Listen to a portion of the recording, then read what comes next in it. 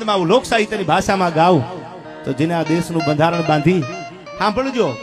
આ બંધારણ બાંધીને અન્યાય નથી કર્યો બધા ધર્મને ન્યાય આપ્યો છે એટલા માટે મને હરિગીત છંદમાં યાદ આવે છે કેવું હતું આ દેશનું બંધારણ બાંધવા ક્યાં અભ્યાસ કરતા યા ગુરો તે બંધારણ ને બાંધ્યા